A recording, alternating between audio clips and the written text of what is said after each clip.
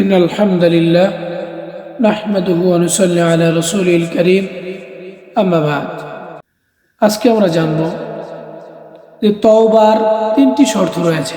প্রকৃতপক্ষে যে ব্যক্তি তওবা করবে ওই ব্যক্তির তওবার ভিতরে তিনটি জিনিস থাকতে হবে।